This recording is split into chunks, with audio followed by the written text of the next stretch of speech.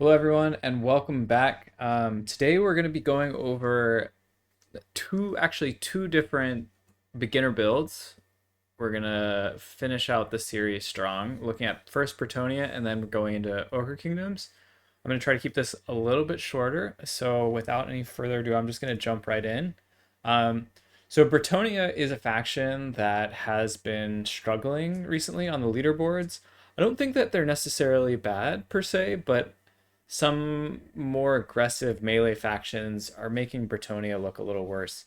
So, anyways, what Bretonnia excels at is their cavalry is best in class. So they have very good cavalry, but what they're weak at is infantry and capture weight. The most of the units on the roster are peasants, men at arms, spearmen at arms, all the way through men at arms pole arms.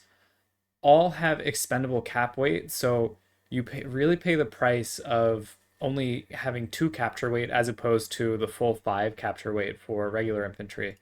The battle pilgrims and above, all of them have full capture weight, but they're also very cost ineffective. So you can look at the stats for the foot squires.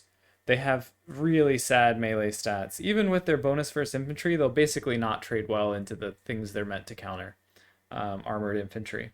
So how do we account for that? Well, we have strong cavalry, and the strong cavalry is the identity of Bretonnia. So looking into the lord of this army, we're going with Lewin Leon Kerr. Lewin has strong stats on his special hippogriff. Magic attack, all this is good. Very high charge bonus. So you want to be constantly cycle charging with Lewin, whatever he's attacking. But why we bring Lewin in general is that he has this sort of Corone ability. So he's really strong when paired with really good shock cav like Hippogriff Knights, because you can pop the Sword of Corone and it lowers everything's melee defense and armor in the radius.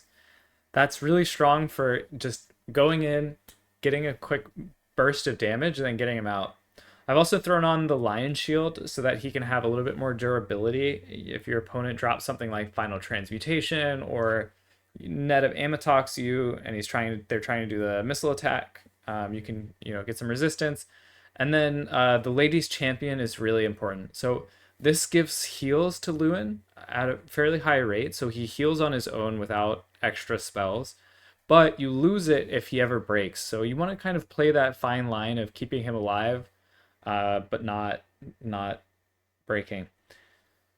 Now, also, we have he has the beloved son of Bretonnia trait, which is more optional. It just gives your entire army a buff once his HP is below 50%. This isn't essential, but it's a nice to have.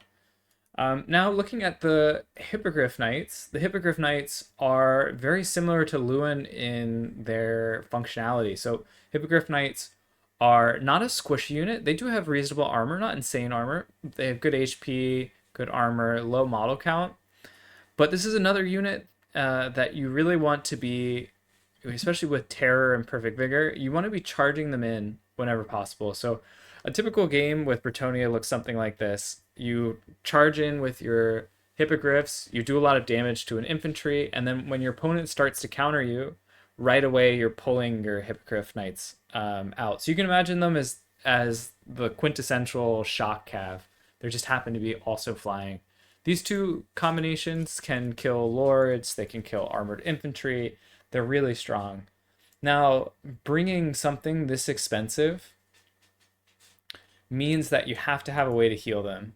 This battle plan presumes that you're keeping your hippogriff knights alive, and how you're going to do that is with regrowths, primarily regrowth. I've put on Earthblood as well, but primarily regrowth. Oh, actually, this is not completely right. I'll get to that. But regrowth has a vigor. I guess it doesn't matter on the hippogriffs, so you want to be overcasting regrowth because it's a little more cost effective, and just keeping them in the fight as long as possible. Let's just change this real quick then. Put the life bloom on and get 2 more infantry.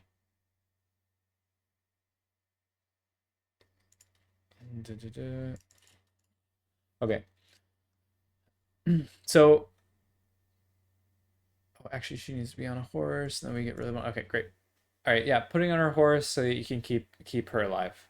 Sorry about that. And yeah, so that's essentially this is where a lot of your damage is going to come from. This combination of Lewin and the Hippogriff Knights. So you really want to have a healing caster to keep, especially the Hippogriff Knights alive. You will lose games if you can't keep this alive. So I'm just gonna keep saying that until until it sticks. Now, looking at the infantry corps. Well, first of all, these are all garbage. Um,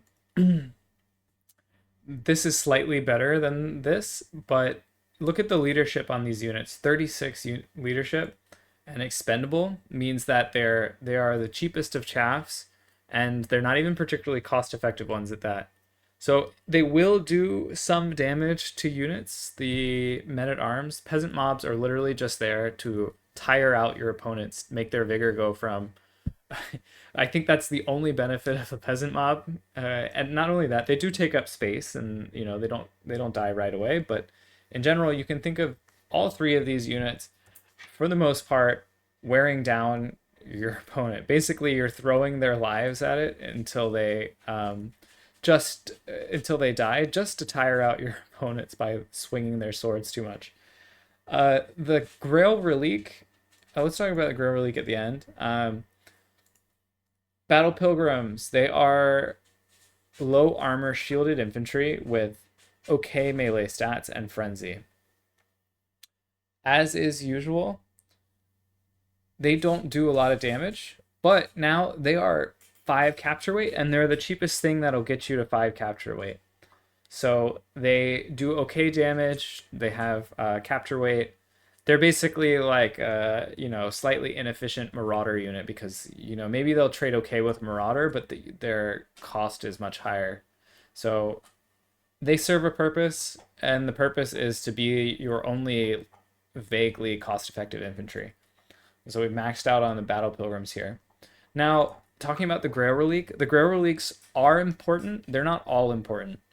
What Grail Reliques provide, first of all, 3 capture weight. Again, we struggle with capture weight as Bretonnia. They provide 3 capture weight. They have they provide this icon of devotion.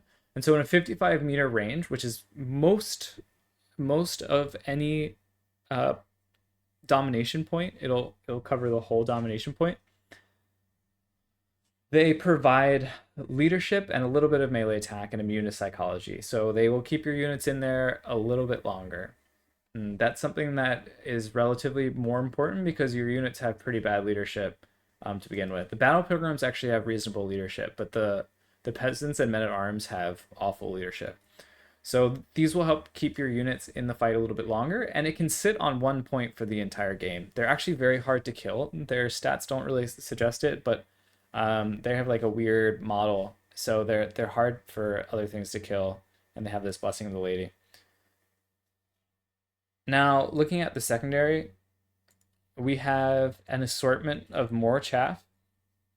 I threw in a couple spearmen at arms just to like mid-game have something to block out enemy cavalry.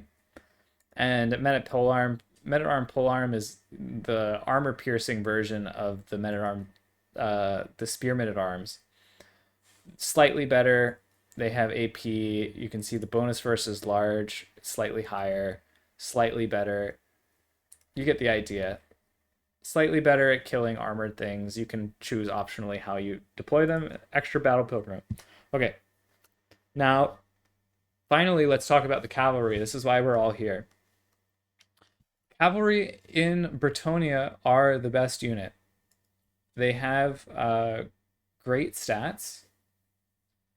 Oh, sorry, they have okay stats, but high armor. So let's say like a Jade Lancer, for example, from Grand Cathay is 800 gold, has worse stats.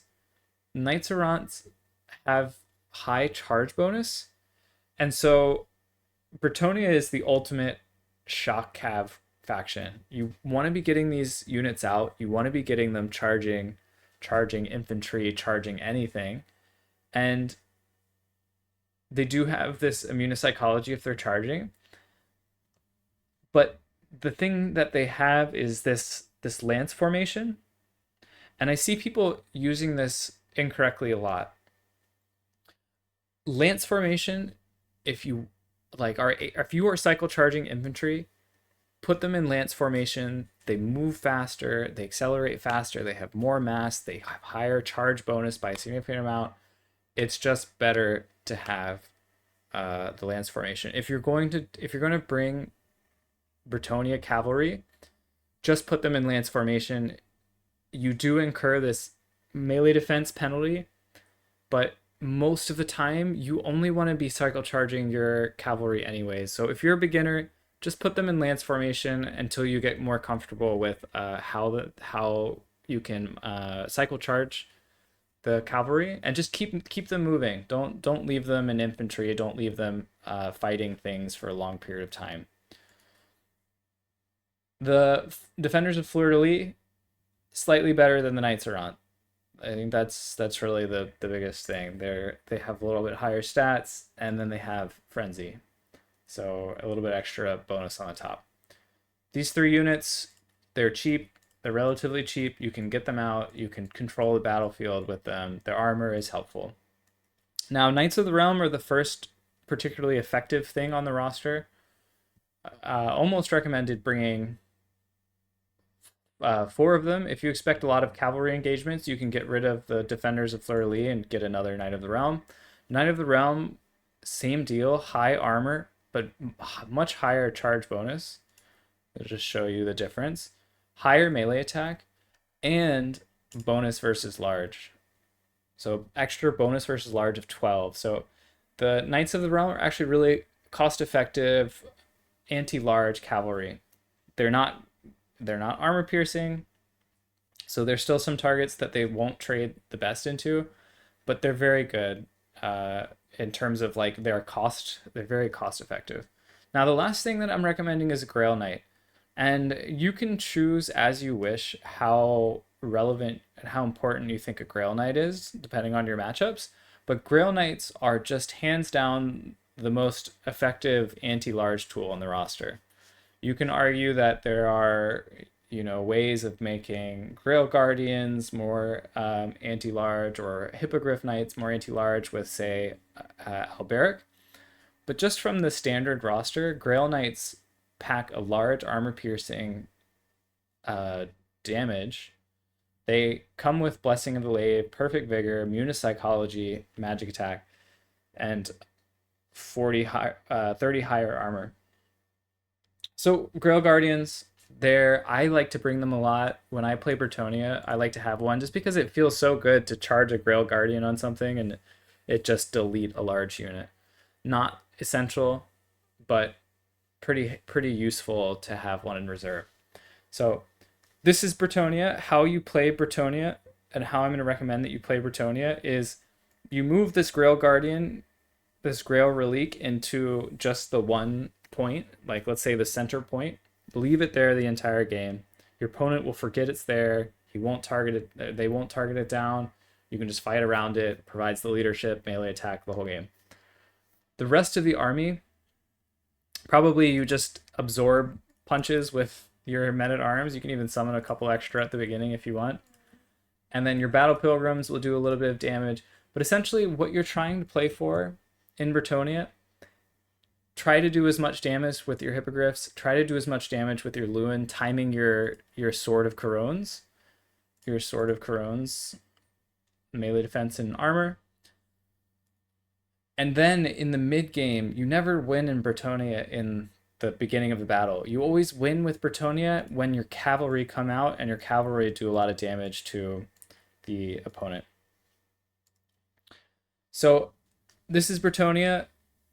They're currently seemingly a weaker faction on the Total Tavern, but I would suspect that you can do better than their stats, or than the stats on Total Tavern suggest. Just the really good Bretonnia players haven't been playing as much recently.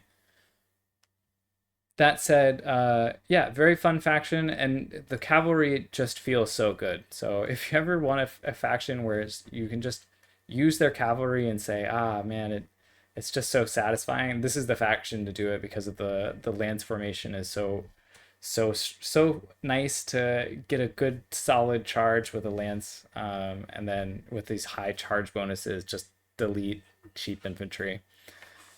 So yeah, I highly recommend you have fun with that and check it out.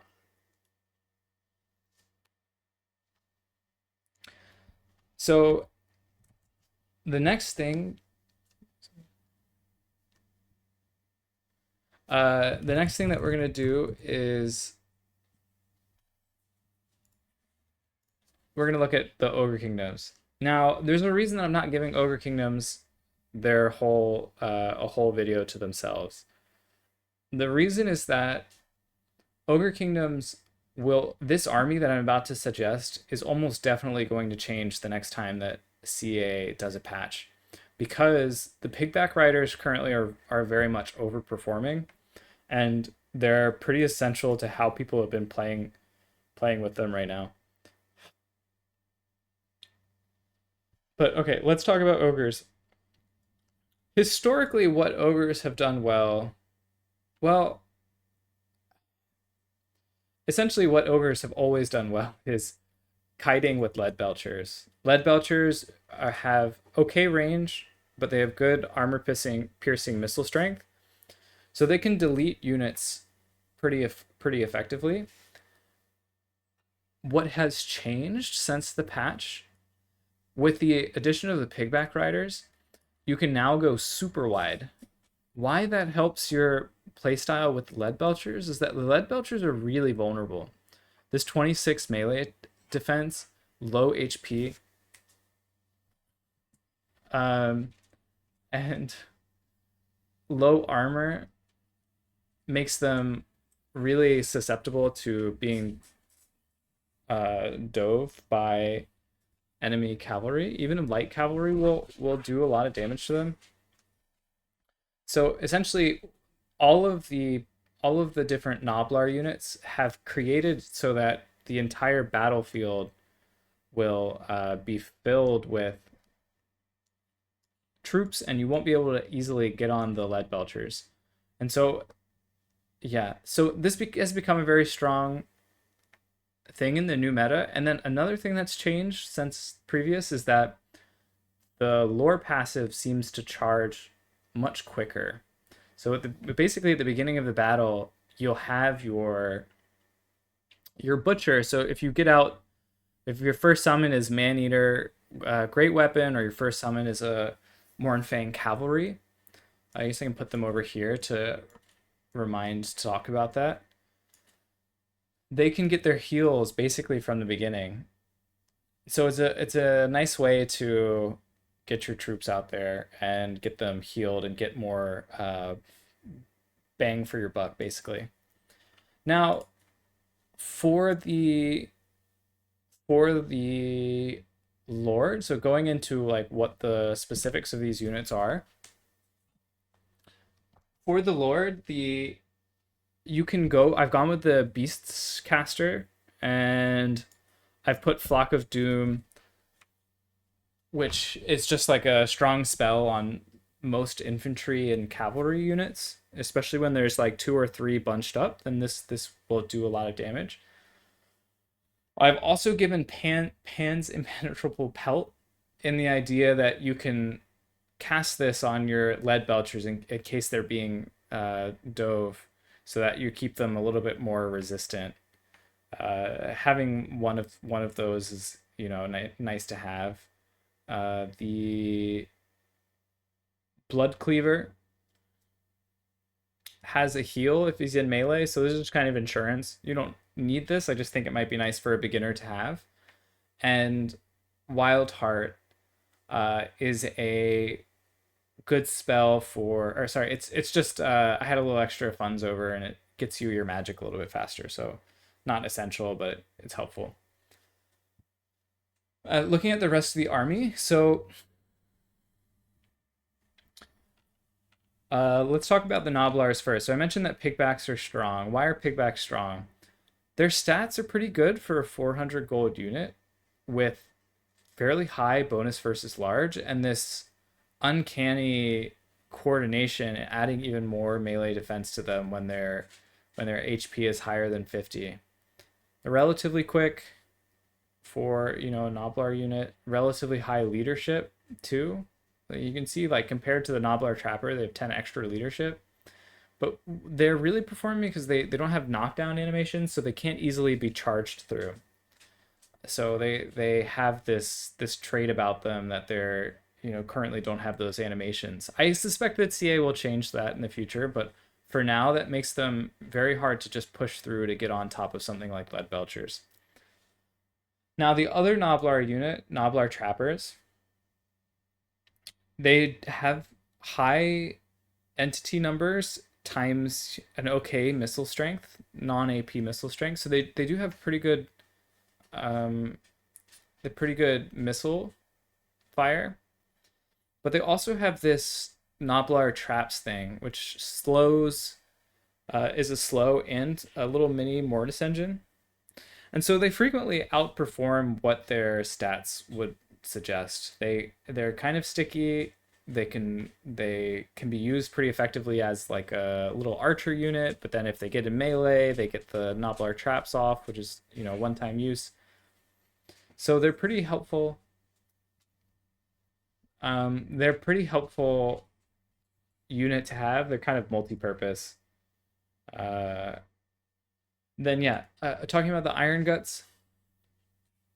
Iron Guts, their big thing is that they have armor and they have AP and a tiny bit of bonus versus infantry. A reasonably high charge bonus. So it's nice to just have something that's a little bit more durable. You can see the leadership is 70 versus the base one, which is 60. So just something that kind of sticks around a little bit more and provides a little bit of a threat to your opponent who might be trying to dive the Lead Belchers, or you just need something that hits a little harder.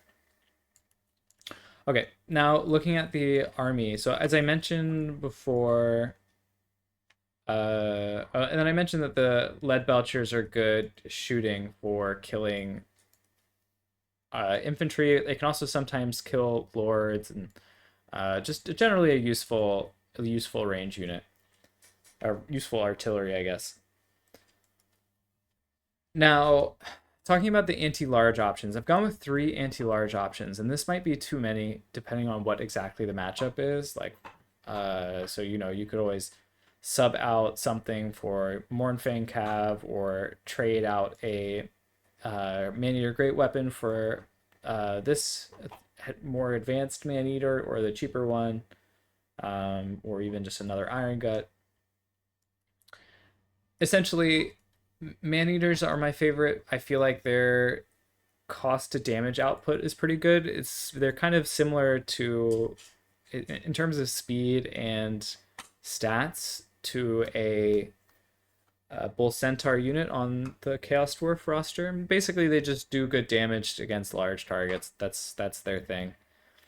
Mournfang Cavalry are similar. They just have higher armor, and they're faster, fewer models, less HP, but higher charge bonus. So they kind of provide similar roles, but it's a little bit faster. Now, looking at the last mobility option, I guess I can include the Blood Vulture as a mobility option. Saber Tusk packs, they're cheap, they're fast.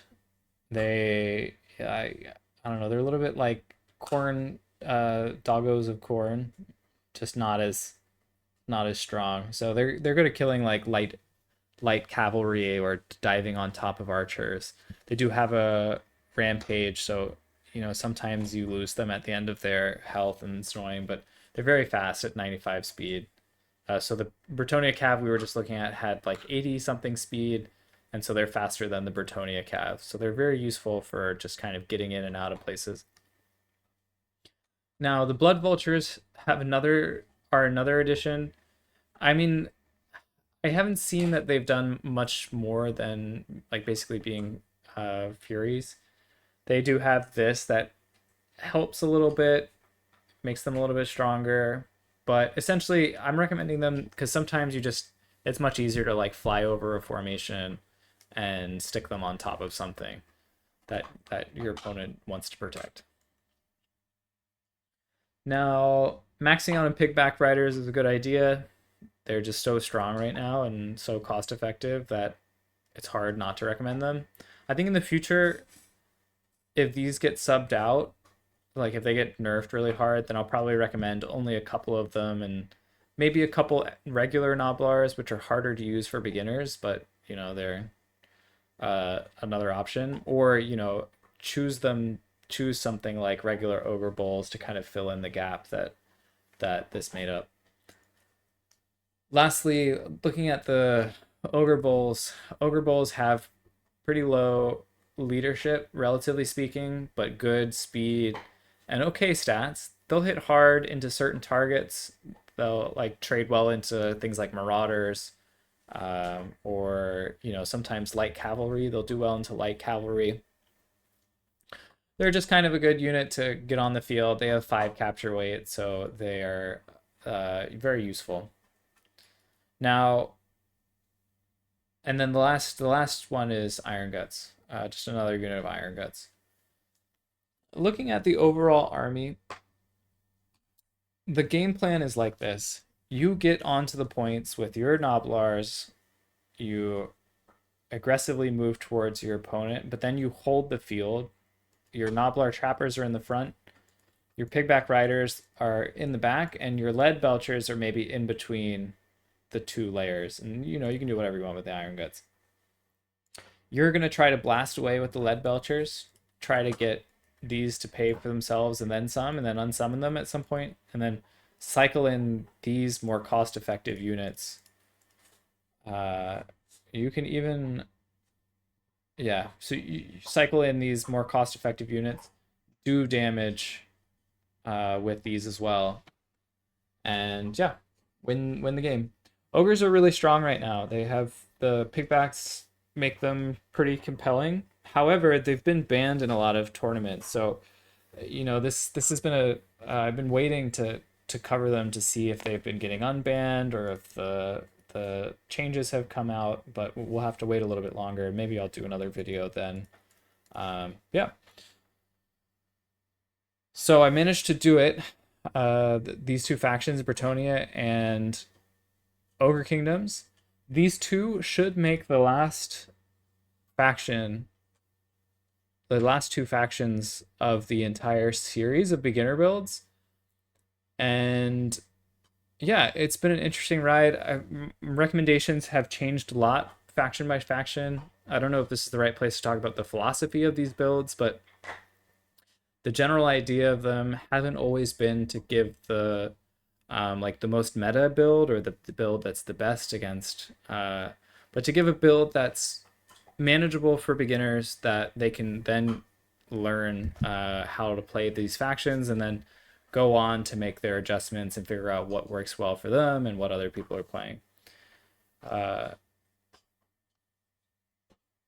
So yeah, thank you everybody who have been watching all these videos along the way. I really appreciated the support, and I'm glad. I always appreciate the comments about that people have been helped by these videos. That always that's the reason that we're doing it. There'll be some changes to the channel coming up soon, but I'll leave those for when they occur, and I'll make an announcement on the channel. Coming up this week after this video are doing various different we have a training tournament going on, so I'll probably be doing a couple of training comments, and then there's a video from Sterngard that's probably going to be coming out soon about the dwarfs and how to play dwarves. So anyways, I really appreciate all your support. I hope you guys have enjoyed the videos, and here's to plenty more. All right, peace.